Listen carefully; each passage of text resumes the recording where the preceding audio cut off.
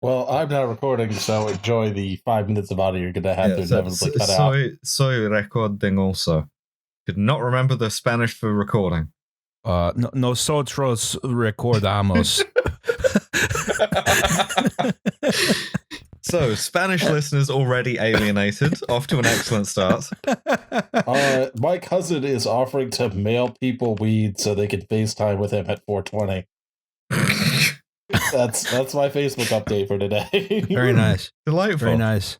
All right. Excelente. Bueno Excelente, my favorite comic character. Yes.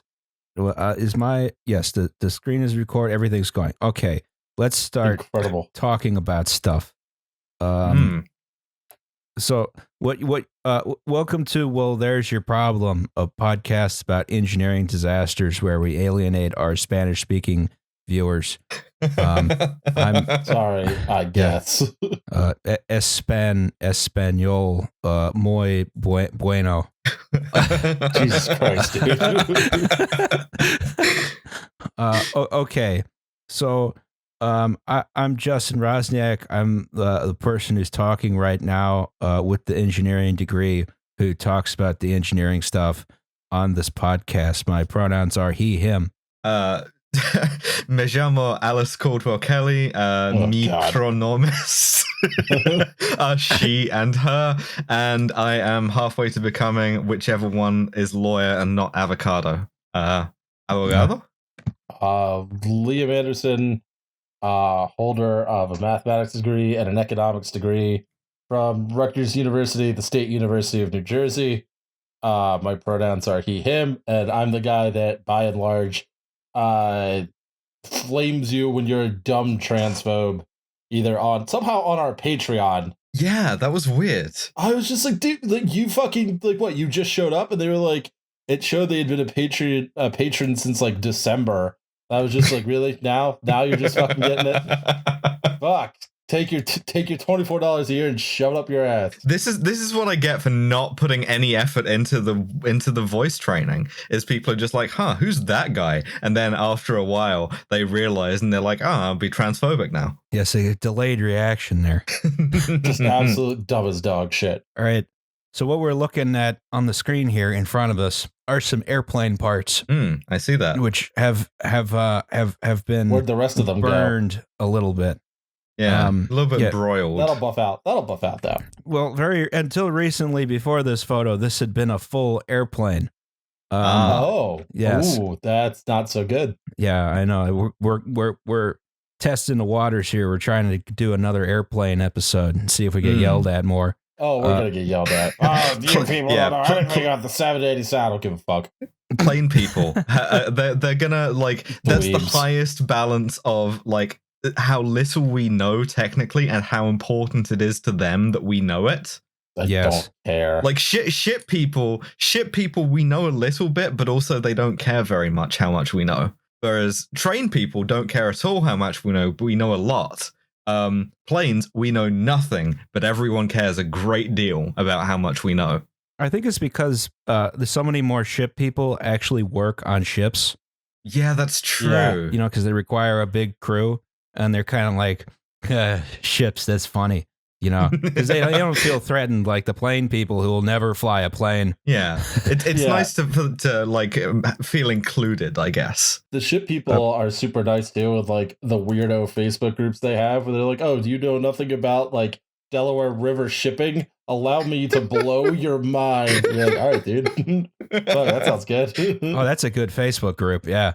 Yeah, they're a good genre of people. We like shit people. Today we're going to talk about the Tenerife airport disaster. Picked a pronunciation this time. Yeah, we're no one actually knows how to pronounce this on this podcast. We were like flipping a coin. I went with the Ed Sheeran pronunciation.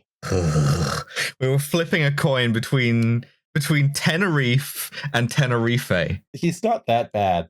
We don't know. It doesn't have an accent or anything, so your guess is as good as ours. But first, I wanna try something here. We're gonna try a new segment at the beginning of the episode where we talk about engineering disasters of the past week or so. Oh shit! I should get like a breaking news like stinger thing. Siren. Yeah. Hmm. We need a one of those obnoxious emergency podcasts. Yeah, next episode, remind me if I haven't gotten us a siren sound effect. I'd play Move Closer to Your World, but we'd get we'd get copyright strike. Yeah. All right. So this fucking guy. In engineering disaster news, a man tried to crash his train into the hospital ship that just docked in Los Angeles. Notably, this guy is not on the bracket. Yeah, he clearly listened to the Federal Express episode because he tried to do a train 9/11. Yeah, exactly. Like, and the weird thing is, I think this happened like while we were recording that episode. Yes. Yeah, we got off the thing and then like I guess we had like emitted psychic telepathic vibes to this guy. Because instantly it was well, there's your problem. Did you see this? Yes, we saw it, hence the segment. Thank you very much. Yeah, the reason for this segment is so you can stop atting us with did you see this thing that happened? Yeah, that's true. So one thing I want to notice here is number one, he only brought one freight car with him, and it's an intermodal car, so it's pretty light. He didn't have enough momentum to go very far as a result. Yeah, he wasn't serious enough. Are you Monday morning quarterbacking this guy's act of like extremely silly domestic terrorism? Yes. One thing I will note is I forget what MOL stands for. They got this funny logo on the side of the container here. It's hard to see here. This is actually an alligator carrying a shipping container. It's funny. Mitsui OSK lines. Yeah. That's sweet. Yeah. So now, but the main problem with this is if we look at a map of the area, right here at the Los Angeles cruise terminal is where the hospital ship is currently docked, right? Yeah. The spur he launched his train off of is over here. So yeah, you can make that easily. It's like 2 blocks. He managed to get as far as here. My favorite detail of this was that the feds, when they announced the indictment, they said that they pulled the CCTV from inside the cab where he was like standing with a lit road flare that he had just like fired off when he just went Notch 8 on a fucking ship. They had to pull up some ancient archaic charges to nail him with because it's like derailing of a train. It's in the US the last code. time someone did that. That's a question for the listeners. What the charges are for, so somebody with access to Westlaw or Lexis, go on there and find me the last time that someone was indicted with intentionally derailing a train. In other engineering disaster news, this is the Venezuelan patrol boat Neaguta, right? I don't know if I pronounced that right. Probably not, but yeah. No, it's also a description of how this boat's last cruise went. Neaguta, yes. It's 262 feet long and it's a 76 millimeter main gun, as well as a pair of 20 millimeter cannons and 250 caliber machine guns, right? I guess last weekend, Venezuela decided they were going to, or at least the guy running this boat decided to do a stunt. Not yet named, for obvious reasons. They were going to capture a boat that was illegally in Venezuelan waters. The main problem being it wasn't actually in Venezuelan waters. A classic of the genre, just fucking around with like international waters boundary lines. This is some of my favorite international incidents start this way. This turned out to be an unwise decision. So this is the ship they decided to fuck with is this rather small, innocuous cruise ship, right? The RCGS Resolute, right? Intriguing. And it was just outside Venezuelan waters, right? Oh, so they tried to get him to surrender, like go dock at a Venezuelan port so he can impound you. Like, but no one's quite sure what happened yet. Yeah, just cop stuff. After the guy running the captain of the ship was like, no, we're in international waters. Fuck you. That is what he said verbatim, actually. Yeah. The Venezuelan ship decided we're gonna ram him and try and divert them Well- off their course into Venezuelan waters, so then we can impound them. Points for effort, I guess. Oh yeah. Like, just dragging a guy across the threshold of your house to invoke the castle doctrine on him is some fantastic international relations. Come with me. I have a point to prove. Kidnapping a guy so that you can do self-defense to him is like a fantastic move. The tankies are not going to like this one. No, this came in the same week that the federal government found a way to like issue a $15 million bounty on Nicolas Maduro for drug trafficking. So like that's bizarre. The dumb shit so is on both stupid. sides of this one. Yeah, This is true. Yeah. Oh, Alice, enlightened centrist. Yeah, both sides equally bad. One of them is like a grotesque neoliberal empire, and the other one did dumb Is the boat United stuff. States, yes. Yeah, that too. Yeah, back-to-back World War champs. You're welcome for not speaking German. Did Venezuela fight in World War II? Like, I know Brazil sent troops, but I don't know if Venezuela did. It was probably like a quasi-fascist dictatorship back then. Oh, they were neutral. But it secretly supported the Allies, and then like eventually declared war on the Axis in like I think February of March of 1945. Oh, that rules. So, just like adding insult to injury. Just like, we picked the side. We picked the side. Don't be mad at us. We helped. We helped. Just trying to kill still. Venezuela #1. So the Venezuelan patrol boat, right? They're like, okay, this is just a pathetic little cruise ship. I'm sure we can, divert it quite easily, right? What they, because this is a small little boat. But what they didn't know, it turns out the RCGS Resolute is an A1 class ice-breaking cruise ship designed for the most difficult ice conditions in Antarctica and places like that. Right? Oh. So the Venezuelan ship did enough damage to itself that it sank, and the Resolute was completely undamaged. Oh man, that's you don't like to see it. Speak for yourself. That's fucking hilarious.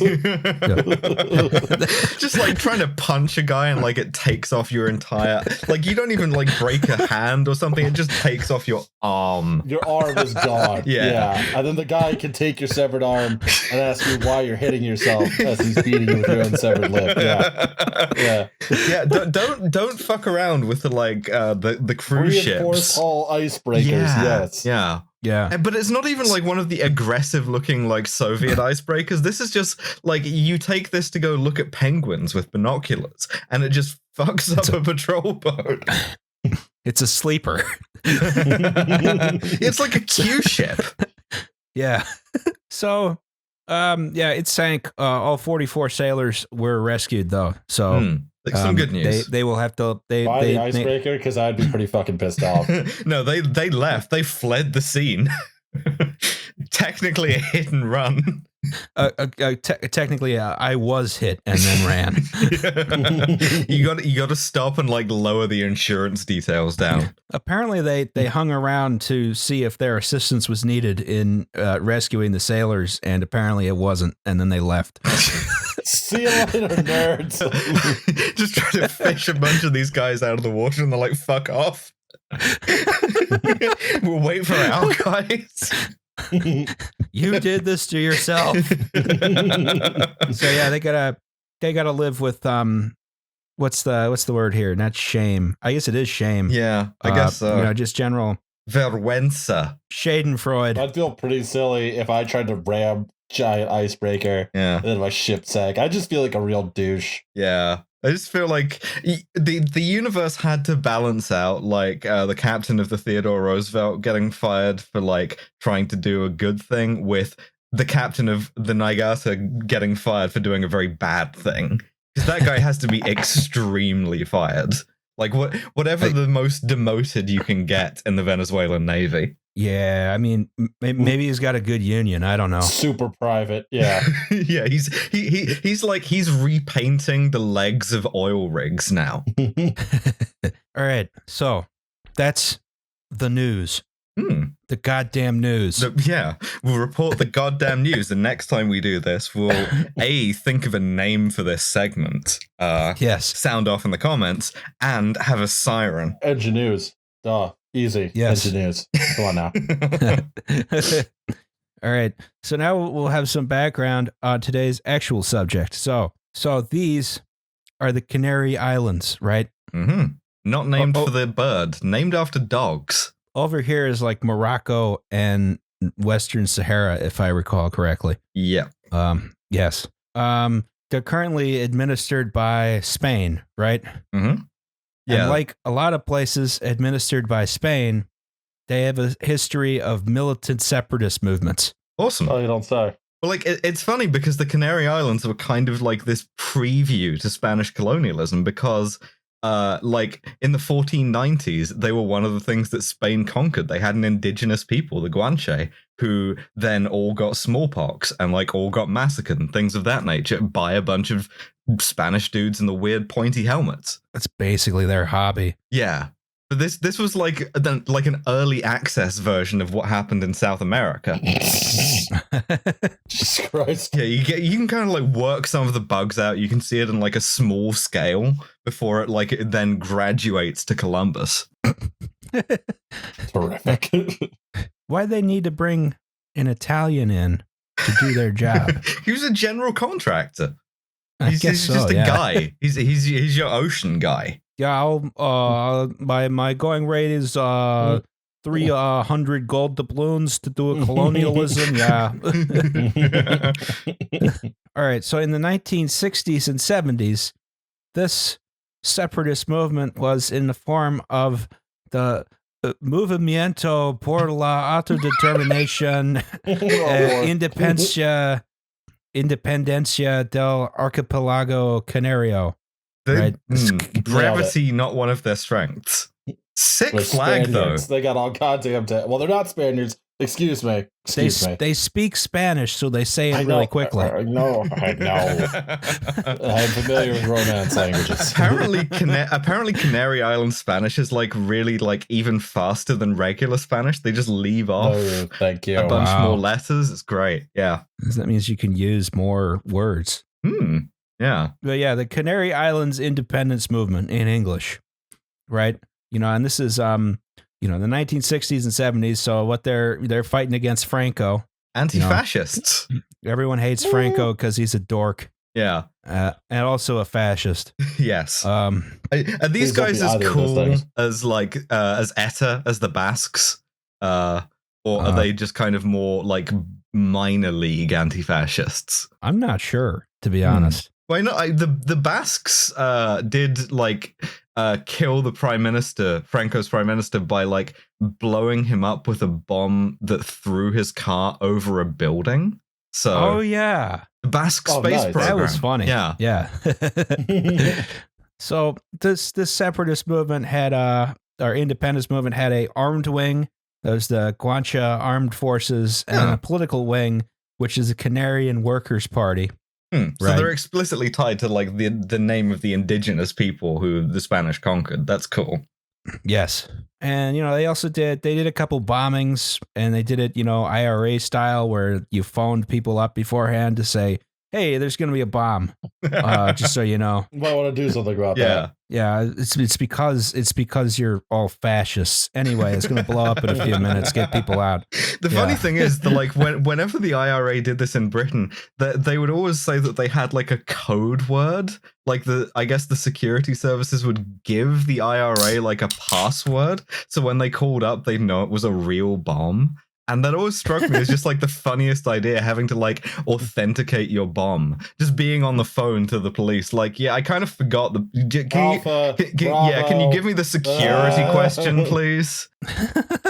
What's your mother's maiden name? Just explosions going off all around you. Yeah. Well, I mean, that's like some of the worst death counts in the Troubles were when the British fucked up on getting one of those warnings. Like they would get the warning and either not take it seriously or like not get it in time. So it's something to be said for it, maybe, as a tactic. So, anyway, that's some of the background. But in addition, we need to learn about The Boeing 747. Woo. Woo! Yes. Coordinated there. What is the Boeing 747? The gooderest plane ever built. Yeah, Yes, it's got it's the the- cool lines. It's got a bar. It's the biggestest and fastestest plane. Literally what the notes say too. God damn it. It is hauntology. It's what we thought the future was going to be like, right? No, that's actually a weird one. Because it was designed to. I'll get to there in a second, but it was designed for, sort of planned obsolescence because they thought the SST was coming, right? So Pan American Airlines wanted a plane that was more bigger than the 707, right? So they could reduce seat costs so more people could fly in planes, right? And Boeing came up with the 747 with the second deck, and it's very large and it was very fast. And when they debuted this aircraft, it was like, the idea was they're just going to be, it's big enough that we can have like a bar and a lounge and all these nice things. That's so Look cool. what they fucking did to it. Yep. Yeah. Then they ripped those out so they could put more seats in. Air travel has to be more miserable constantly all the time. Yeah, they came back in like a few carriers. Like I think when Virgin flew 747s, they still had like a bar in first class up in the little hump bit, but like I know BA did too, maybe Air France. I just want to sit at the bar in the airplane for like 22 hours to get to Tokyo, that'd be ideal. Exactly. That's such a like 60s thing though. It's great. I had 45 martinis on this flight. So first flight was February 9th, 1969. Nice. Yes, nice. The reason why it was double decker actually was not really for added capacity, right?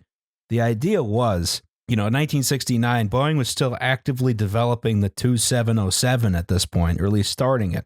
And that was their supersonic aircraft, right? And that was supposed to be the future. So the idea was all of these 747s, were supposed to be able to easily be modified so that the nose could, swing off. Right. So it's like up like that. And they could be converted to cargo planes really easily. That's awesome. This is kind of like, it's meant to be like a big workhorse. Yes. Like a kind of an air bus. No, not like that. Not like that. No. It's more of an air truck, but with passengers. Yes. You're playing American USA, Truck Simulator. USA. It's got like a big Mac decal on the front, inexplicably. Yeah. All right. So you get the Kenworth like W900 one that's like really angular and retro. It's got mud guards and all of the landing gear. Yeah, it's got like the picture of like the sexy lady on the mud guards. Yeah. The shit won us the war. got the just painted box car too on the side just to remind people. So initially these had 366 seats in 3 classes. There were some later versions where they extended the hump backwards, right? And it had 400 seats or more, right? And in addition to being the biggest aircraft, it was the fastest aircraft. It went 400 knots. That's about Mach 0.85. Yeah, ground speed, those things. Yeah. Yeah. If you had a good tailwind, the ground speed was easily over, Mach 1. Huh. Like inadvertently supersonic. Yes. Let's Boeing, baby. Just we talked previously about trains that do this, that just like fucking like slam into air. As like a fuck you to aerodynamics. This is aerodynamic, but I feel like spiritually this works in very similar ways of just like you just have the big thing and it just big thing go fast with much engine. Yes. So this was the biggestest and fastest airplane until the A380, which is now the biggestest and fastest airplane. And nowhere near as exciting. Like it's just not exciting. No. Also, the way the A380 has the cockpit on the bottom just makes it look like, it just has this huge forehead. It looks like. Well, that looks more like the cargo thing than the 747 does to me. Because it reminds me of the super guppy, the one with the giant head.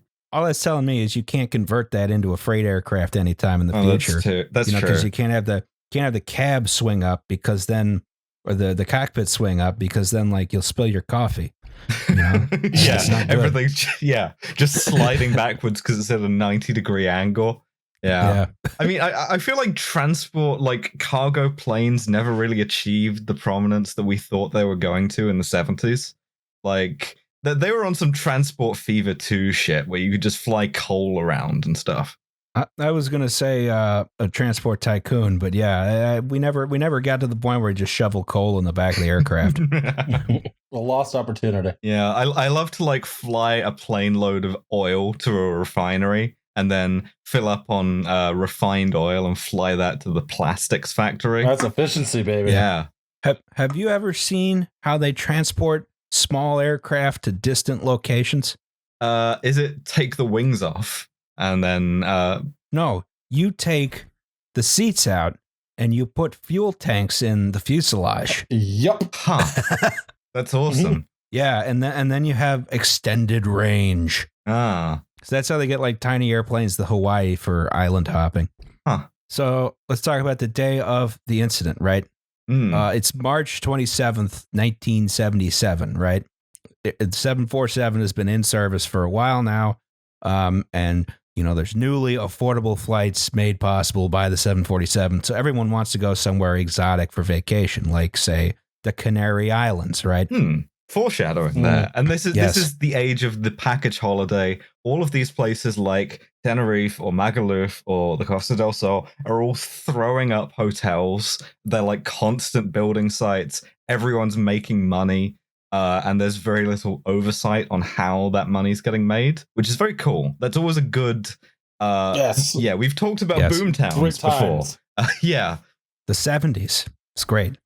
So one of those flights was KLM flight 4805 from Amsterdam Schiphol to Gran Canaria. And that nice KLM livery with the sort of toothpaste stripe. I know. What I like is they got the the bare aluminum on the bottom. That's always very nice. Yeah, that's nice. Yeah, I like that. American Airlines went to just painting their aircraft gray a while back, and that is the stupidest thing I've seen in my life. It looks boring. tactical though, right? That's cool. That's what I want. My civilian aircraft is tactical. Yeah, there's a little bit of romance to this, even just having it bilingually in KLM and then Royal Dutch Airlines. Even just because you don't want to explain, because Dutch is a silly language, you don't want to have to spell out Königliche Luftmarine. Oh, God. I just noticed at the back of this aircraft, it says the Flying Dutchman. Twee. Of course it does. I didn't know that they named their aircraft because Pan Am was very famous for naming their aircraft. Yeah, Spirit of Gary, Indiana, or whatever. They were all Clipper something. Oh, yeah. Right. Yeah. But Pan Am Flight 1736 was LAX, Los Angeles International Airport, to Gran Canaria via John F. Kennedy Airport in New York City, right? Yeah. Which is a fucking stupid flight to exist. Why would you make that change to fly from Los Angeles to the Canary Islands when you could change in Europe and get a short haul flight? Yeah, that doesn't make a lick of sense to me. It seems very strange. I mean, if I'm going to go vacation on the Canary Islands, I would expect there to be. I would not expect a direct flight from the United States. I guess this is for just complete weirdos. Yeah, complete fucking freaks who just freaks in nature. Yeah, who just want to they all look like Ralph Steadman drawings in there, and they just I just want to fly across the Atlantic in the most inefficient way possible. I want to fly across most of the Atlantic, but not all of it. Yeah. So on this day, this flight was, the aircraft assigned was the Clipper Victor, which was the first production 747, right? Yay. And this had been involved actually in an earlier incident. It was the first hijacking of a 747 where some guy was like, take this plane to Cuba, and they did. That rules. Yeah. A bygone, a lost golden age of hijacking. Yeah, hijacking was like a minor inconvenience back in the day. You know, it's like, Oh, shit, I'll go to Cuba. Even the super like militant hijackings were mostly like you fly it to Libya, you take all of the passengers off, and then you like blow up the plane to own America somehow. It was a lot more innocent, you know? We'll just build another one. Yeah. This particular incident, this is August 2nd, 1970. Just a passenger said, I want to go to Cuba. I have a bomb on the plane. They flew to Havana. Fidel Castro came out to meet the plane. He hung out with the pilot for a while. Oh, that Then rules. Yeah. then they dropped the hijacker off, and then they flew away. All right, thanks. Then everyone on the plane got questioned by the FBI when they got back to Miami. Of course. Yeah. I was saying to Roz, I liked the idea of you landing in Havana, obviously during the U.S.-Cuba embargo, and them saying to you, all right, listen, you have 5 minutes duty free. You can have whatever you can carry, like that old Nickelodeon Grand Prize where you got 5 minutes at a Toys R Us and you can have anything you can fit in the shopping cart. That's what I want. Fidel stands by the gate. You have 5 minutes to make it from here to duty free and back. And you can have as much Havana Club and cigars as you can possibly fit on your person. I'm thinking of the reverse of that, where you like, if you're the guy who hijacks the 747 to go to Cuba, you can just bring embargoed U.S. goods. You can be king because you have just as many like miniature bottles of like Johnny Walker, and thousands of Kit Kats, Coke cans. It's just you name it. You just the smuggling king of Cuba. So you show up at the end of the duty-free run with a shopping cart entirely full of Havana Club, and you ask the, it's like, okay, how much is this? 2,800 Cuban pesos or $5 American. Oh, take it. Look at that thing back on the fucking plane. Captain, we're a little overweight for taking off. It's all the bottles just clinking together back there. Just do the thing that English people do, where you get the ferry to France with a rental van. You fill it up with beer and you drive it back, and you just be like, yeah, it's for personal use. Yes. And then everyone got back to the United States and realized Havana Club is not that good. No, it's not. Okay? I remember the first time I had Havana distilled Havana Club, and I was just like, well, this is a whole day's a huge fucking disappointment. Yeah, it's the morally correct rum, but it's not the tastier rum. Yes. So... Oh, fun fact, the Bacardi family, which whose distilleries were nationalized and now make Havana Club, and they just carried on and they built more elsewhere, were actually a big early backer of Fidel. They funded him to try to like turn him to like the CIA's point of view to overthrow Batista, and he just kind of took their money and then nationalized their distilleries anyway, which rules. Oh, that's funny as hell. Yeah. Everything I hear about Fidel, like the more I hear about Fidel, the more I like him. Oh yeah, for sure. Like just like if you Google Ubre Blanca, who was like he dude really liked ice cream, and so as a consequence of that, Cuban agriculture was vastly diverted into milk production. And to the point that there was a hero of labor cow called Ubre Blanca. There's a big statue of her at the Cuban National Institute of Agriculture because she produced a lot of milk, which made delicious ice cream, which made Fidel very happy because he was a treat boy. And that rules so hard. It's what I would do if I was dictator. Oh, same. That's whenever I play Tropico, I'm just like, oh yeah. We're gonna. I don't care if the economy and agriculture weren't supported. I don't give a fuck. So both of these flights were going into the Aeropuerto de Gran Canaria, right? Gran Canaria. Yes, the airport. The airport in Gran Canaria. Canary airport. Yeah, the big fucking airport. Now, at the time, this runway did not exist. I don't know if it was that runway. Maybe the other runway didn't exist. It only had one runway. Which one looks shittier? Because that's the older one, I assume. Yeah. It still had a lot of space for airplanes, though, right? So, but on this particular day, the Canary Islands independence movement decided to bomb the airport, right? Fair enough. Reasonable. Sure. So they bombed the airport. It injured 8 people. They phoned in to say there was a second bomb, so they had to close the airport for the day, right? Then divert some flights away, right? Mm-hmm. Just sabotage the island's biggest industry of tourism to own the fascists. Fair enough. Absolutely. As you do. All right, so while they're searching for the second bomb, they got to close the airport. And as a result, all the flights that were going in to Gran Canary are diverted to Tenerife, right here, right? Yeah, because those are the two islands in the Canary Islands that have any people on them. Right. Yeah. And the Pan Am flight, they're like, we have a shitload of fuel. Can we just go in a holding pattern until you reopen the airport? And they're like, no, go to Tenerife. Okay. Why? just like, no, fuck you, no. No. Just eat a dick. Nope, you're landing. All right. So Tenerife, the airport was called Los Rodeos at the point. They really like a straight field down there. Oh yeah, it almost looks French. Yeah, they really don't like having to turn a plow around. Is the thing. You just you get in your fucking field of like sorghum or whatever, and you like drive forward for 50 miles, and then yeah, great, you're done. This is Los Rodeos Airport, now Tenerife North, right? It's right across the street from Supermercado La Ucha. Just imagine this guy staring at the whole thing.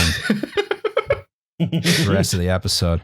I do like that there's still independence movement graffiti like recently. That's cool. With inverted Triforce too. Yeah, absolutely. What is an ucha anyway?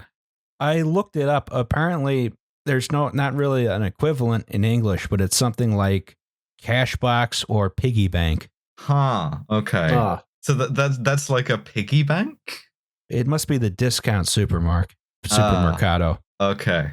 Still a lot of explaining to do about that sign. Now this airport was a lot smaller than the Gran Canary airport, and it was about to see a whole bunch of traffic it wasn't designed for, including some very large airplanes. Airplanes would land on the runway, here, and then because so many of them had to land and a lot of them were really big, they didn't have room on the tarmac for all of them. So they got stacked up on the taxiway. Oh, great. You have a clog in your airport. It just backs up. And as a result, you couldn't use the full taxiway to get planes on the runway to position them for takeoff. Rather, instead, you had to go to the end and you had to do a thing called back taxiing, where you go all the way down the runway, and then you turn around, and then you go.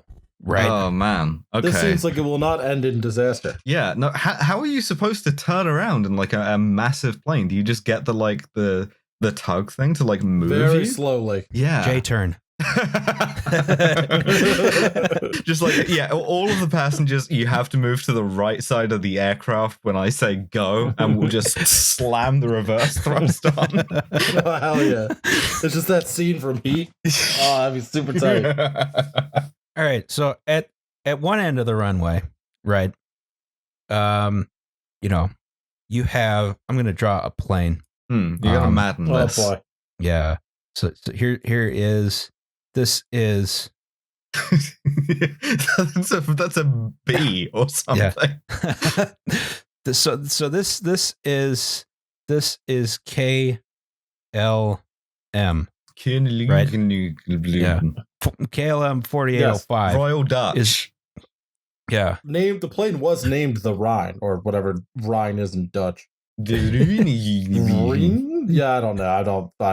I've made my thoughts on the Dutch perfectly clear, especially for that one guy who got mad at me in the comments about it. I don't understand why you're making fun of the Dutch, because I hate your stupid fucking country. The entire flight crew, entire flight crew are distracted because they're all putting on blackface at the same time. Yep. Oh, you got us confused with the Belgians, man. No one gives a shit. Yeah. You're both low. I don't give a fuck. You're both low countries. I don't give a shit about. Yeah. So KLM 4805 was the first in line when the airport in Gran Canary reopened, right? But the captain decided, well, we're going to save some time here. We may be here for a while. We're going to fuel up, right? Sure. So there's a hey, little there's a churro place near the airport. That's Oh, convenient. sick. Is there? Yeah, Oh, nice. Restaurante Churrascaria. Ooh. A little bit of advertisement for them. Yeah, absolutely. They got the fueling truck next to them, fueling up the aircraft, right? Yeah. And then the Pan Am flight is behind them, right? And there's probably a whole fucking bunch of other planes because it's like bumper to bumper traffic. I put a little American flag on top so you know it's an American plane. USA. It just looks like a big Soviet or Chinese flag. Ross can't draw so good. It's fine. Yeah, exactly. But when you only have the here. red color selected, it kind of limits your options. I guess it could be Moroccan. It's under a flag of convenience. While the KLM flight is refueling, and they're also searching for like a family that didn't reboard the aircraft when they were supposed to. On some final destination shit. Yeah. The Pan Am plane, which was ready to go, couldn't get around because there just wasn't enough room because 747s are big, right? Yes. Yeah. And they're just sitting watching. That's what the people tune in for. Yeah. Hard-hitting analysis. It's just a plain traffic jam with all these Americans just sitting back there getting madder and madder and madder at this fancy Dutch fucker just sitting there just sucking up aviation fuel. Choked away the World Cup for no goddamn reason. I mean, I think the thing is, right, like one thing that people don't get unless you are a freak like me and you listen to air traffic control for fun, which I do sometimes. No offense. That's I know, but it's true. Is that I play Magic the Gathering. The thing that I think a lot of normal people don't get is that, like, when you're on a plane and it's delayed and you're getting mad and you're getting frustrated, it's not just you. The pilots are pissed off as well because it's usually some bullshit like this. They're usually having to look at a smug Dutch guy, be like, I take the aviation fuel. Put on my blackface too thick. Yeah. They're all just like they've jumped a country over on stereotypes and they're all Usa from The Simpsons. Don't punch me, I'm full of candy. So after they finally finished refueling, that they delayed the Pan Am flight by like 30 minutes, as well as everyone else behind them, you know? Yeah, of course. Goddamn, There's just a bunch of people leaning on the horns. Why do we even have horns in this? Because it was designed as a truck. CB McCall is just blasting out of nowhere. Yeah, like out of farting. Once the KLM flight finishes refueling, they find the people. ATC says, "All right, go down the runway. Right, Oh boy, go to the end of the runway, and then turn around, hold for takeoff. Right? Yeah, because you can't take off. You can't take off, I guess, eastwards on this, right? You can't just go. I guess I'm not entirely certain of that, but I believe that must be what it is. Yeah. Yeah, you don't want to like try to take off, hit a headwind, and just get knocked into the fucking churro place or whatever. That'd be bad. So here's Supermercado La Ucha for a reference. Just orient yourself around that. I'm just like very into all of these names. There's a Restaurante El Nervioso, like a anxiety restaurant, which for me is every restaurant. That's me, baby. Yeah, I'm panic eating right now. Why does the waiter hate me? Like, no, Liam, you just need to go to sleep. This is such a series of like Spanish language stereotypes that the road around the airport is called Camino El Matadero. Just like, yeah, Matador Road. Cool. Two ways to go about life. You're either a matador or a doormat. Yeah. Sure. Yeah, yes. Why not? So anyway, ATC, now that KLM's going down the runway over here, ATC says Pan Am 1736 should follow and leave the runway at taxiway 3. This taxiway here did not exist at the time. Yeah. So they follow. They start going down the runway. This is 1. This is 2. Here's 3. They get to 3, and they keep going. Right? That's not so good. So there's some theories as to, why they didn't turn off there. One was that they read their map incorrectly, right? Because they'd never flown here before, right? This is a new airport to them. That's fair. Right? With a badly overworked air traffic control, presumably, too. Yes. Yeah, which has never had to deal with anything of this magnitude. Yeah. Number 2 is they didn't think they could make the turn. Well, it does look sharp. They wanted him to do a zigzag, right, and get on the taxiway. So they decided we're going to try and go for taxiway 4. This is going to be a lot easier, right? And was it? Well, and number C is that bad visibility. They just missed the taxiway, right? And that's because Los Rodeos Airport is at a very high altitude. It's about 2,000 feet above sea level. If you're European, that's 633 meters. So there's a bunch of clouds everywhere. Yeah, there's a bunch of clouds rolling through, right? Awesome. Fantastic place to build a fucking airport. Is in the clouds? Yeah. That's where the planes are, Alice. Yeah, you feel very very airborne when you're just in the lounge or whatever. Yeah, the nice clouds roll by. You're not thinking, fuck, I'm about to die. That's a horrifying cloud that you've drawn there. It's a big friendly cloud. And he's not look friendly to me. Sweet gracious God, dude. He's gone looks down like the a runway. catfish. No, it doesn't. No, the face with the thing. It looks nope, like no. So this big friendly cloud is going down the runway in the same direction as Clipper Vector and the KLM flight at about 14 knots, right? While this is happening, right? So they're just in a cloud bank, both of them. Doing stuff. Yeah, exactly. So this is where there's a couple miscommunications. This was not the control tower at the time. There was an older control tower there. This is a newer control tower, but the control tower is what I decided to make the visual of here. So on KLM flight 4805 was Captain Jacob Veldhuizen van Zantern. I should point out this guy was famous. Like KLM, he was I think one of KLM's ads, right? Yeah, they had magazine ads about come fly KLM with this guy who we have photographed looking extremely reassuring and trustworthy. Because he's Dutch. How trustworthy can it be? But he was an instructor pilot for the 747. I think he had been a test pilot before that first, so there's a little bit of the seniority thing going on there. There's some crew resource management here. If this had happened in any kind of an Asian airline, we would be the fucking New York Times. I'm still mad about the MH370 thing or whatever. Would be talking. Would be talking about can Asians fly so good? Yeah, would be talking about hierarchical cultures or deference or things of that nature. But he's this very well established, very senior, very famous moneymaker for KLM.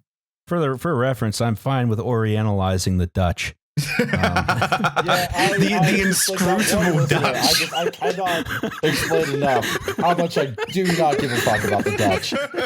You made it all the way to the fucking World Cup in 2010, and you lost to the Spaniards of all fucking people. This is your beef.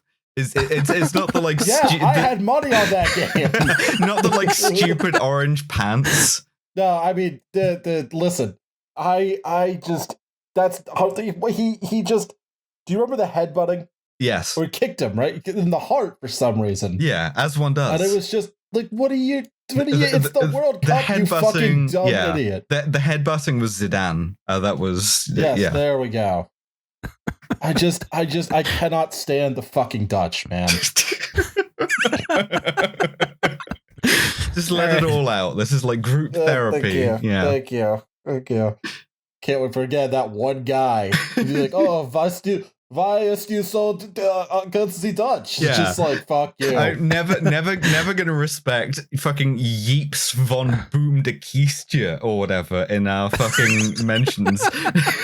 The other thing too about the Dutch is they'll sit here and prattle on about how like they're one of the good ones actually, and fuck. it's like, are you aware of what you people did to Indonesia? Yeah. Because it's not fucking good, dude. Yeah, this It's is fucking not good. Yeah, no. So You can put that in the TV tropes article. Yeah, for some reason, like not respecting the autonomy of Batavia is a trope.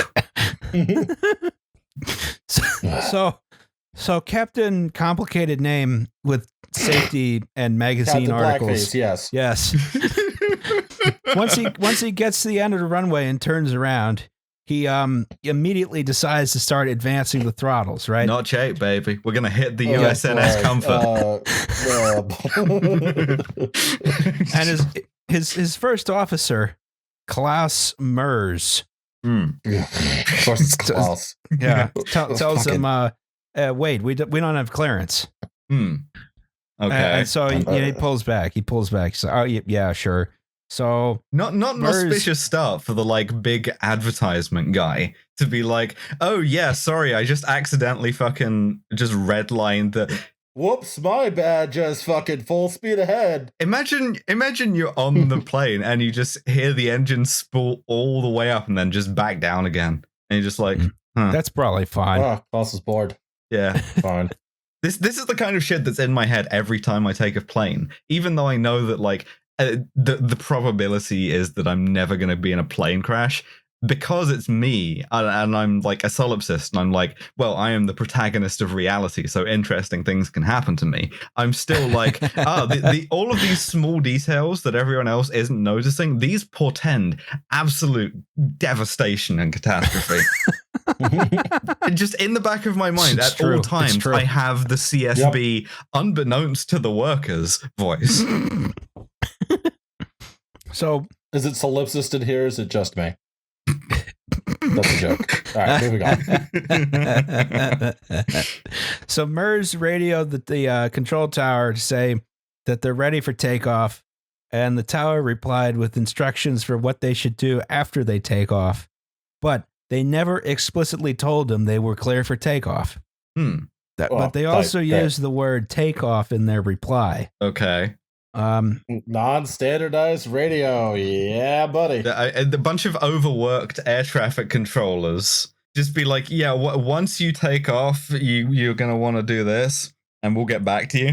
Yeah, I can do this with my hands. I could make a hat or a boat. Or so Mers read back, the instructions, and we are now at takeoff. Captain Veldhuizen van Zanten said, Jesus Christ. "We gaan," which is Dutch for "we're going." Cool. Right? That's not. You shouldn't. I would say that at takeoff is pretty clear that is like waiting for takeoff. Maybe that's just me. I don't know. Maybe his tone was different, but. Yeah, that seems to be one of the things you should maybe get clarification on. Yeah, instead of just be like, yeah, you boosted to boost into engines and boom. Fuck it, we out. Well, there's something that happened here. After Veldhuizen van Zanten said vegan and then advanced the throttle again. Dude just really has a lead foot, huh? Yeah. Well, he's been sitting there refueling for 30 minutes. He's like, I want to get the fuck out of here. Blackface is all caked on and shit. Yeah, starting to form cracks. The lesson I'm getting from this is that pilots really don't like being on the taxiway at this airport.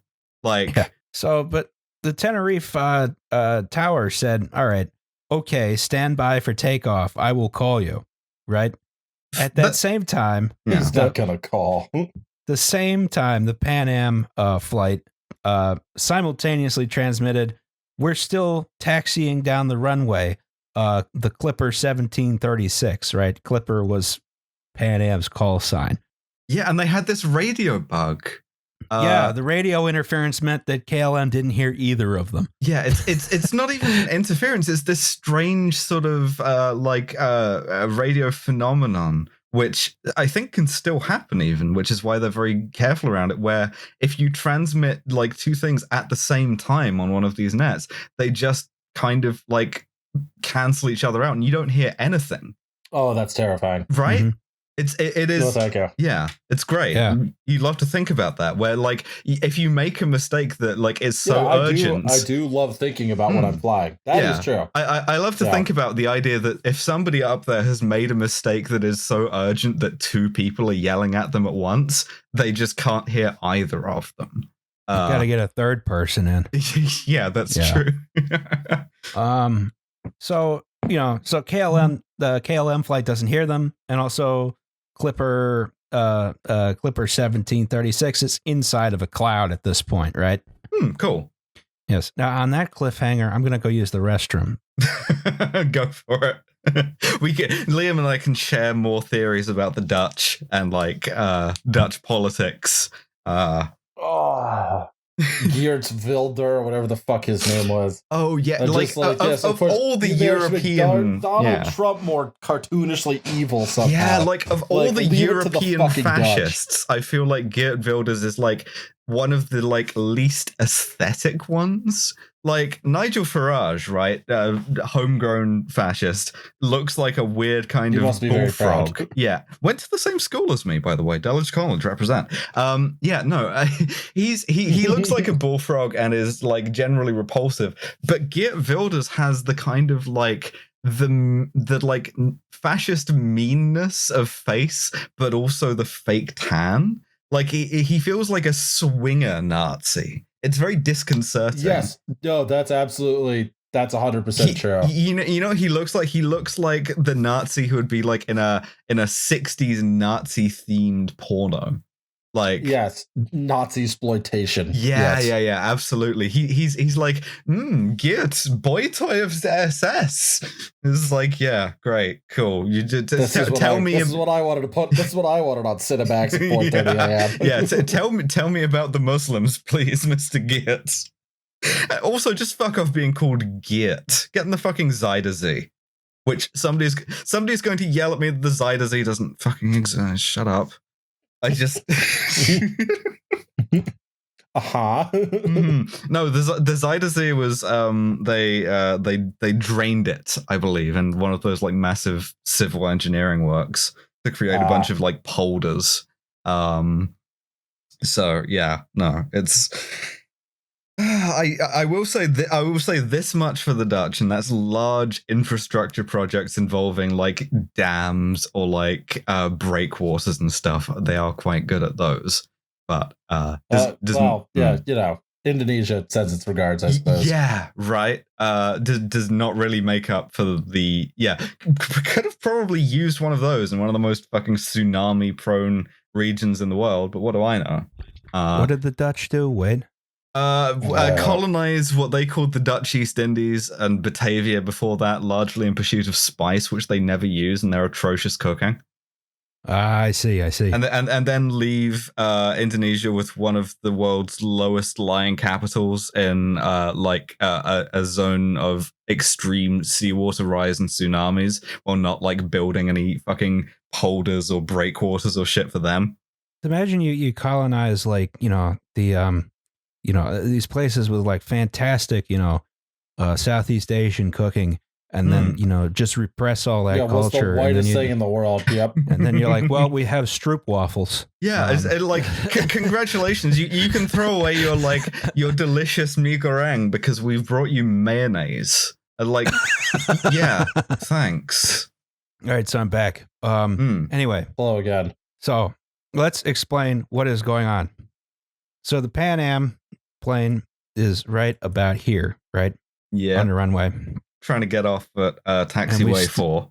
We still have Mr. Happy Cloud, right? Sweet gracious. Yeah. Yes. Covering the runway. Mm-hmm. The KLM flight is down here, right? Yeah. So, now on the Pan Am flight is Captain Victor Grubbs. So it's not just the Dutch that are like living down to stereotypes at this point. First Officer Robert Bragg. Yeah. Good American name. Flight Engineer George Warnes. All of this isn't that like the 70s. All of these guys are like Air National Guard lieutenant colonels. They're like they wear the Joe Biden aviators all the time, no matter how dark it is. They have never stopped smoking. No stewardess's ass remains ungrabbed on that flight. They have 3 martinis in the cockpit each. One for me, one for me. So it's a long flight, man. They're going down the runway. Unbeknownst to them, their transmission was blocked by interference. Mm-hmm. But they're getting anxious, right? According to the cockpit voice recorder, Victor Grubbs, the captain, he says, "Let's get the hell out of here." Just puts down the child locks. Yeah. just roll up the windows. It's a bad neighborhood. First officer's like, "Yeah, he's anxious, isn't he?" In reference to the Dutch pilot, right? And the Pan Am flight engineer is like, "Yeah, after he held us up for half an hour, that expletive removed. Now he's in a rush." Son of a bitch. Just assume it's son of a bitch. Well, I mean, points were made, right? Like, they're not wrong. Yeah. Once again, America, not wrong. Bunch of things happen very quickly here, right? So the KLM flight engineer expressed some doubts that the Pan Am flight was clear, but Captain Complicated Name reassured them that no, they're off the Captain runway. Towns Van Zandt. Yes. Yeah, fucking the inscrutable Dutch culture strikes again as the patriarchal figure in the cockpit is unable to be countermanded. Yes, I think the flight engineer is like he's clear, right? The American, and the captain's just like, yeah, fine, don't worry about it. What's the Dutch equivalent of Confucius? Foncucius. Yes. So at this point, our friend the Cloud decides to change course and goes off the runway, right? So visibility is suddenly much better. And the KLM flight has started going. Mm-hmm. And so according to the cockpit voice recorder, the Captain Victor Grubbs, sees the KLM flight coming. He's like, blue blur. Yeah, there he is. Look at him. God damn, that son of a bitch is coming. The first officer's like, get off. Yeah, so, we have the timestamps, and I think the scariest thing is like the difference between those is that those are 4 seconds apart, and like that time it's gone like who knows how many 100 meters. So, Veldhuizen van Zanten pulls up on the stick in his plane. He does a massive tail strike trying to clear the Pan Am plane, right? Donk. Oh, fuck. Victor Grubbs opens the throttle and tries to put the plane in the grass, right? Mm-hmm. So 2 good decisions. Yeah. Yes. So they almost make it. Almost. Oh, dear. Yeah. They don't grade on a curve for this stuff, do they? Jesus fuck. This still from a PBS documentary, and I'm hoping if it's JPEG compressed enough, they won't get mad at me for using it. Our tax dollars paid for it. That's a good point. Yeah. Thanks to viewers like you. Hey, it's Justin in post-production again. I just wanted to add a correction here. It's actually a Smithsonian Channel documentary that this still is from. And I noticed that while there's, pretty high production values here, they decided to alter, God damn, that son of a bitch is coming, to that idiot is coming, right? Because, this highly produced graphic depiction of the deadliest civil aviation accident in history had to be family friendly. Anyway, back to the podcast. For not copyright striking us, PBS, sons of bitches. I'll buy one of your tote bags. God, imagine. Well, I mean, at least if you're in the any of the seats backwards in the Pan Am, you're not going to know a thing about that. You're getting a jet engine to the side of the fucking head. Like, so KLM 4805 almost clears the Clipper Vector, but doesn't and shears off the top of the plane, right? Yep. And not the KLM fun way, like that Hawaiian plane where the roof goes off, sucks out one stewardess, and then everybody else just remains terrified until it makes a safe landing. It just goes straight through the thing. It's a convertible. Yeah. Yeah. It's a cabriolet now. The KLM flight was actually briefly airborne. And then immediately stalled and crashed into the runway. Put that in the fucking epitaph, why don't you? Briefly airborne. Briefly airborne. Very, very short period of time. Yeah, technically a flight. But it stalled owing to the fact that it lost most of its wing and engines. That'll do it. And crashed in the runway, and of course they just refueled it, so it burns to the ground. It just explodes and burns. They can't extinguish it for several hours. No one on the plane survives. There's one survivor of the flight who was a woman who did not reboard the plane at Tenerife because that's where she was going. Cool. Again, that is some Final Destination shit.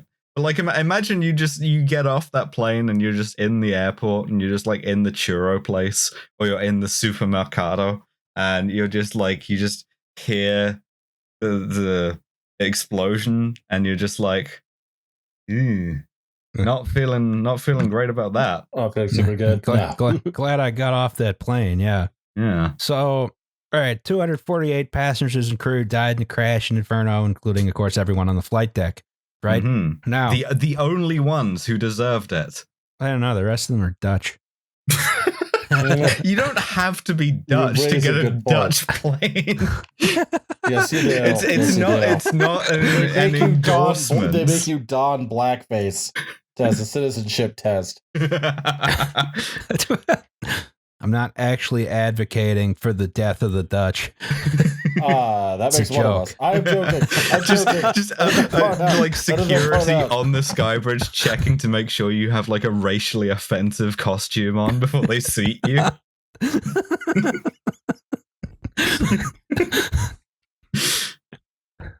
Europe. This is it. The episode that finally gets us all canceled. Yeah. So Pan Am Flight 1736, they get whacked pretty hard by the KLM plane, shears off the top of the airplane. The rest of it catches fire, right? So a lot of people were killed immediately by this, right? Yeah. The ones who get like hit by an engine or whatever.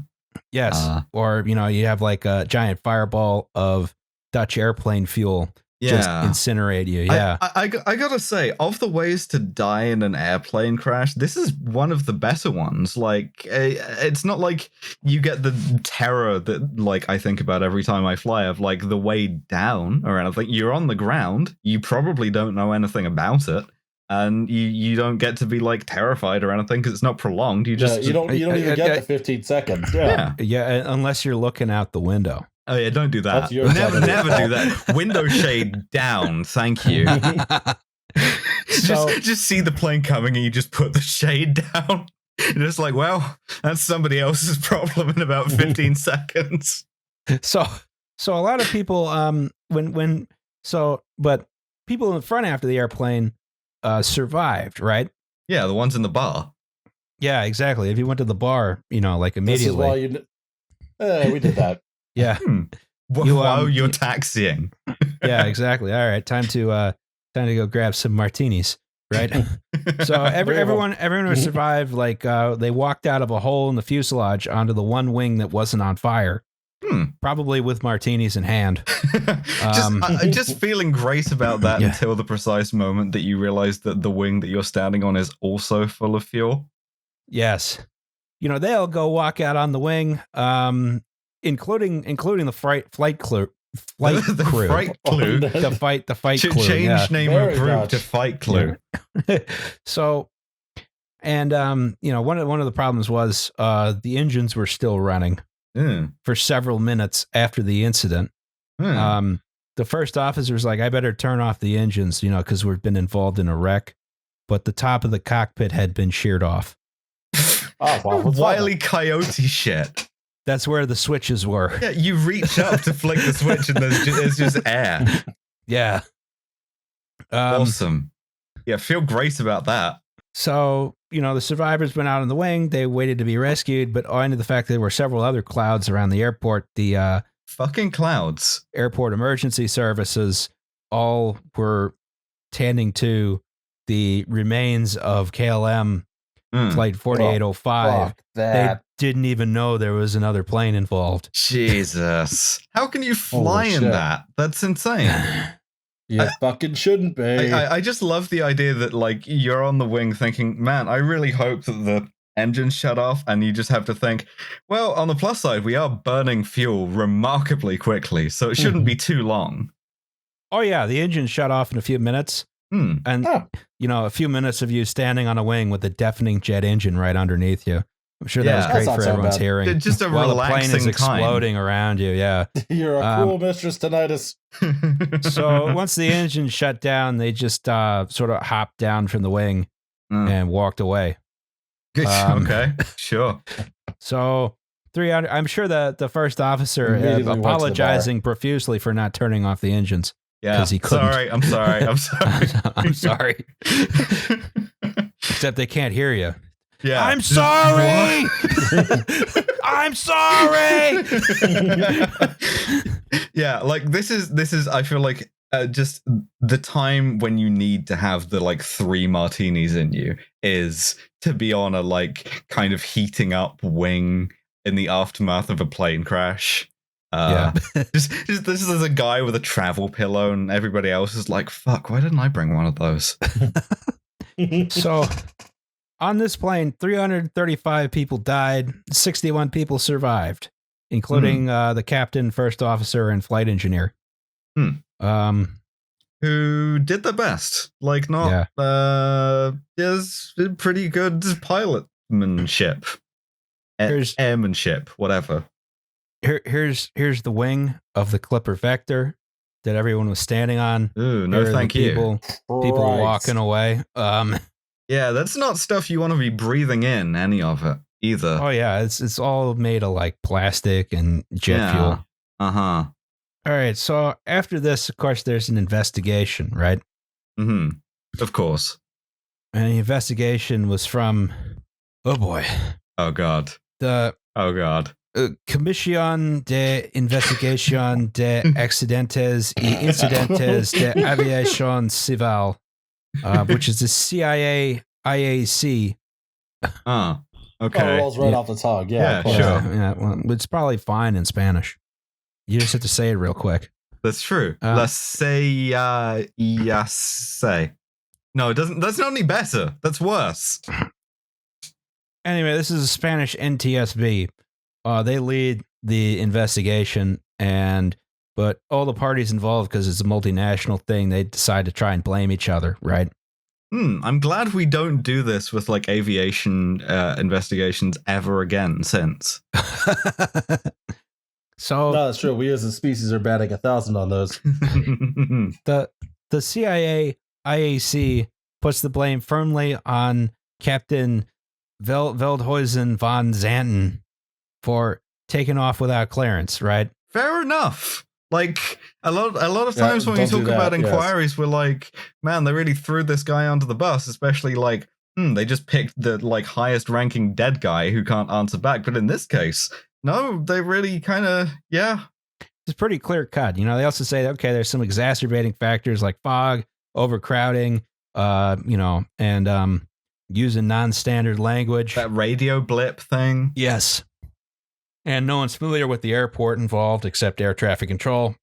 Now, the Dutch tried to counter this by saying, the Spanish from the audio, they said it sounds like the Spanish aircraft controllers were watching soccer in the tower.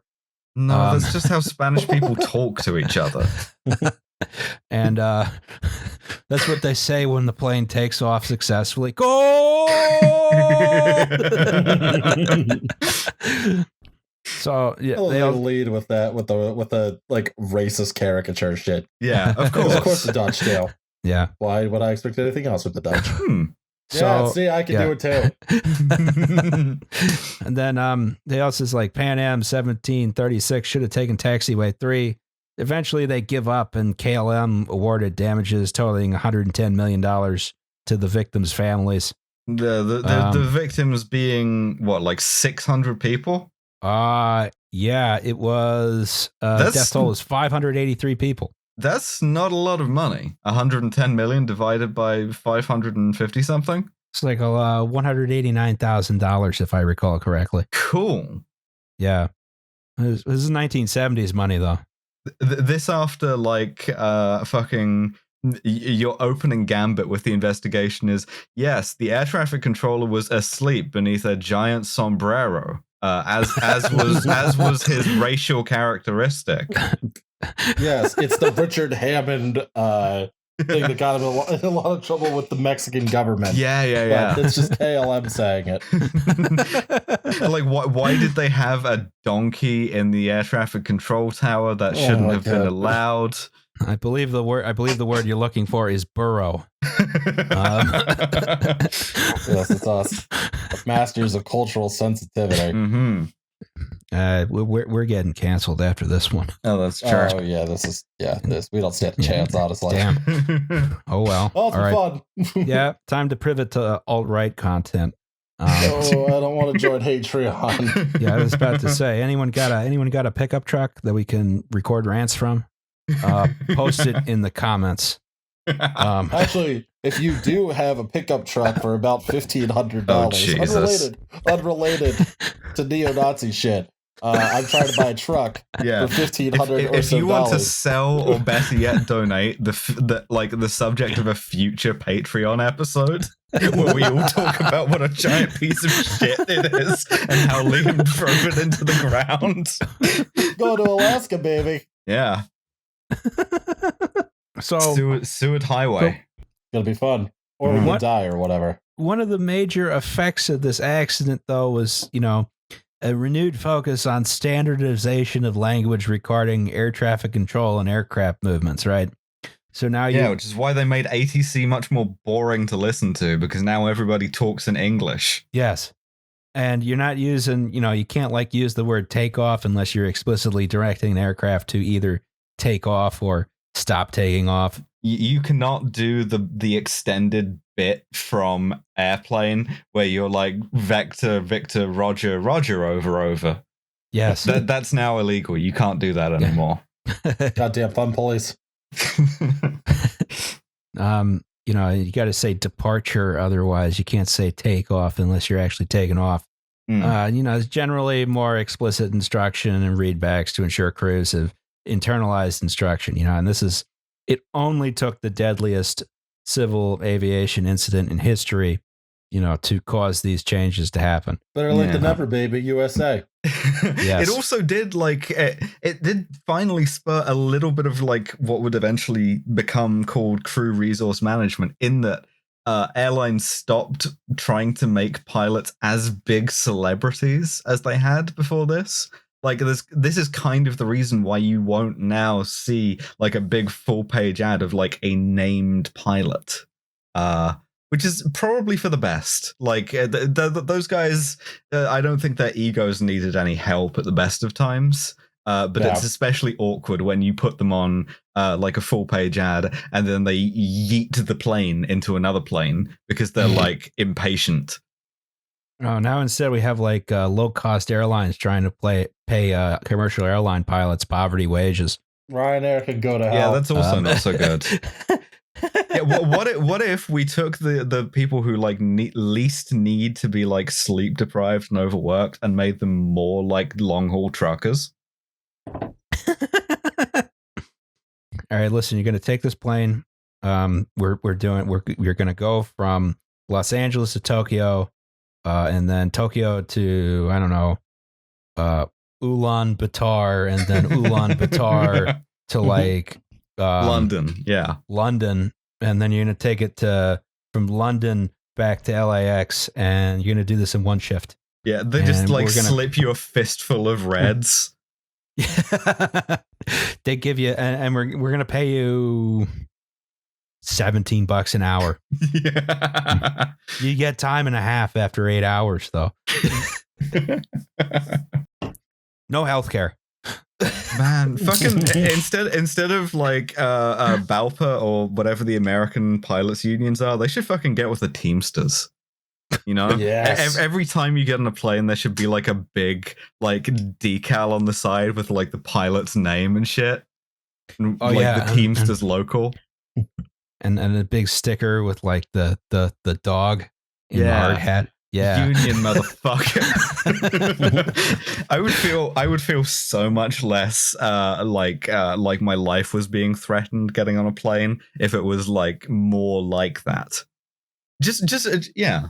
The next time the NFL Players Association has a strike, they surround Lincoln Financial Field with 747s. Yes. Just a bunch of 747s going back and forth. The guys with just shotguns saying they're going scab hunting. No, I mean this is the logical endpoint. Is we tie it all up with a neat bow again, because if the 747 was like a truck for the skies, then why not really embrace that? You know, why can't I have Alcoa rims on my 747? And have a bunch of lights on the side. Hey, Oh, those no, fucking light bars they have on the interstate now, where I'm just like, yeah, I didn't want to fucking see. That's fine. I don't give a fuck. put a big painting of a stagecoach on the side. Ooh, but WB Mason. But WB Mason's holding a shotgun for some reason. Eastbound and down. Trucks are so cool. Probably fairly easily make it from where was Smokey and the Bandit? It was like Atlanta to Texarkana. Texarkana. Yeah, you could do that fairly easily in a 747 in the time Oh, yeah, allotted. no shit. That takes away the challenge, man. All right. So I guess the lesson is don't make pilots celebrities, but also pay pilots more money. Yeah. Yeah. Don't overwork your air traffic control stuff. Don't build an airport halfway up a mountain if you can help it. Yeah, please. Especially, be mindful of fog. Don't be an impatient douche. Don't be Yes. Dutch. Yes. Don't be Dutch. Be a defensive driver when you are on the taxiway in your 747. Yes. Pass on only on the left. Yes. Very good. Yeah. Anyway, that was the episode. Next episode is, of course, on the Tacoma Narrows Bridge disaster. That's right. Yay. We didn't place bridge guys in our taxonomy of like boat guys and like plane guys and train guys. Fucking dorks. I feel like bridge guys aren't actually looking at our podcast because That's they're true. gainfully employed. Well, not now.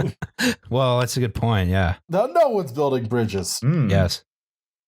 Yeah, we're only Build- building the essential construction sites like luxury hotels. And walls. Building walls, not bridges. That's right. Some kind of Hideo Kojima style metaphor at work there. That's always the very strange thing that I always thought is, build bridges, not walls. I mean, like a wall and a bridge do two different things for two different situations. I can't drive over the top of a wall. That's a dam. You've just built a dam. That is a dam. But I'm thinking like if I need like to build a building, right? It's made of bridges. I can't build it out of bridges. I can't do that. I got to build it out of walls. I love to live in like my truss. I live in a jungle gym. They told me to build bridges, not walls. Instructions unclear. I took this philosophy home. All right. So, before we go, does anyone have commercials? Listen to Trash Future. We are streaming now at Trash Future Podcast on twitch.tv. Look at you. Yeah, doing like regular streams Wednesday at 9 London time, We are doing like Quiplash or some other dumb bullshit party thing. And then Sundays, same time, 9 London time, we are going to do some grand strategy. We did Hearts of Iron. We tried to form an Australian empire, and it went very poorly. Oops.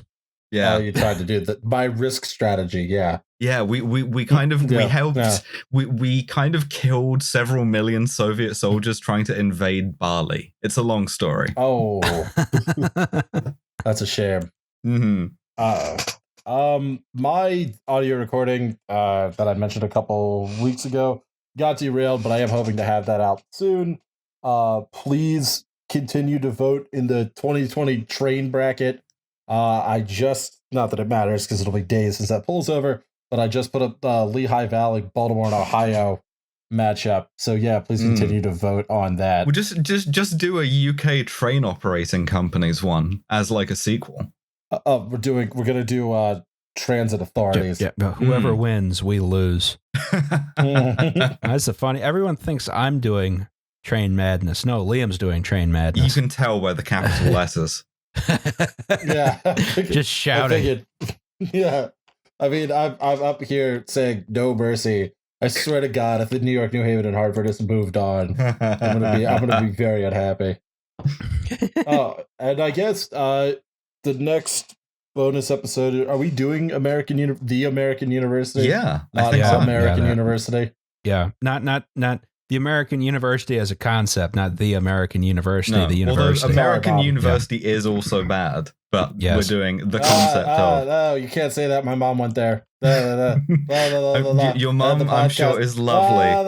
The podcast. The last time someone said something bad about your mom, I got banned from Twitter. That's true. I would hate for you to get like the show account banned from Twitter for yelling at me. Oh, God. I, too, have a commercial. All right. Yes, it's time. Yes. It's time. For those of you who are fans of my other series, Franklin, I just want to say I've finished all of the buildings I need for the next episode, Franklin 11. It took me ages because I was terrified of doing Corinthian columns. They're just really complicated, right? But Looks now great. all this stuff is here. I got the first bank of the United States. I got the second bank of the United States. I got the Merchants Exchange building. The next episode, we're going to talk about the banking system and currency in the early American colonies. Absolutely Liam, no Hamilton references. we're going to talk a lot about Hamilton. He's a piece of shit.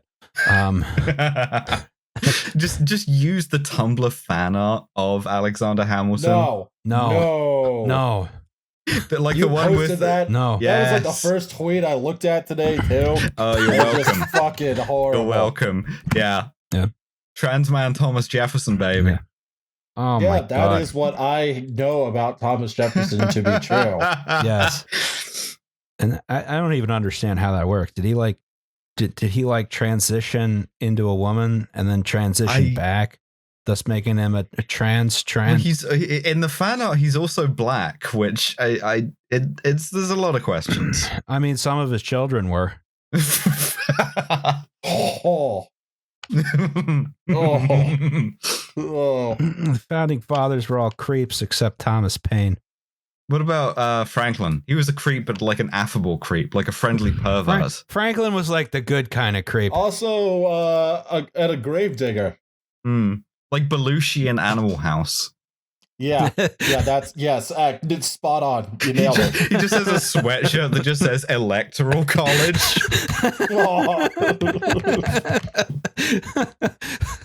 I like that. Did a good job, Alice. Thank you. So that's the status update on Franklin 11. I now only have all of the episode to do, as well as repairing the Franklin save because moving to a new computer broke it. But there was also new fucking DLC. Fucking Sunset Harbor is the reason why you should be mad about Franklin not being on time. It's actually like I mean, I do like the added trolley buses. Those are nice. Yeah, that's cool. Some Eastern European stuff. I can never get the fishing industry to work.